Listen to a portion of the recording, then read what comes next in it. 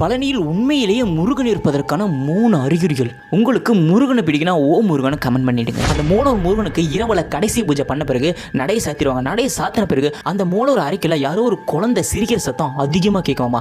அது அங்கே இருக்கிற பூசாரியை தன்னோட வாயாலேயே சொல்லியிருக்காரு. அந்த குழந்தை சிரிக்கிற சத்தம் இந்த உலகத்திலே எந்த குழந்தையுமே சிரிக்காத ஒரு வினோதமான சத்தத்தில் தான் அந்த குழந்தை சிரிக்குதாமா. இந்த சம்பவம் பூஜை நடந்துட்டு இருக்கும்போது கூட கேட்டிருக்காமா. ரெண்டாவது, இங்கே இருக்கிற பழனி முருகன் மூலவருக்கு பக்கத்தில் ஒரு ஊஞ்சல் இருக்கும். அந்த ஊஞ்சல் தானா ஆடுதாமா. இந்த ஊஞ்சல் ஆடுறது ஒரு தடவை 2 தடவை பல தடவை அந்த ஊஞ்சல் தானா ஆயிருக்கு. இது பூசாரிகள் பக்தர்கள் சொல்லிட்டு ஏகப்பட்ட பேர் பார்த்துருக்காங்க. ஆனா அதிகமா இந்த நிகழ்வை பூசாரிகள் தான் நிறைய டைம் பார்த்துருக்காங்க. அதை அப்படியே விட்டுட்டாங்க. இப்போ பார்த்தீங்கன்னா அந்த ஊஞ்சல் அடிக்கடி ஆடுமாமா தானா. 3வது சம்பவம், ஒருத்தர் காவடி எடுத்துக்கிட்டு அந்த பழனி மலை மேலே ஏறி வர்றாரு. ரொம்பவே கஷ்டப்பட்டு தான் அவர் ஏறி வர்றாரு. அவர் பார்த்தீங்கன்னா ஒரு அளவுக்கு மேலே ஏற முடியாம அங்கேயே மயக்கம் போட்டு விழுந்தாரு. அதுக்கப்புறம் விழுந்த உடனே அங்க இருக்கீங்களா அரோகரா அரோகரான்னு சொல்லிட்டு முருகன் பேர் சொல்லி கத்திருக்காங்க. அப்படி கத்தின மறு செகண்டே அவர் ஏந்திரிச்சு நின்று இருக்காரு. ஸோ மறுபடியும் நடக்க ஆரம்பிச்சிடாரு. இந்த செய்தி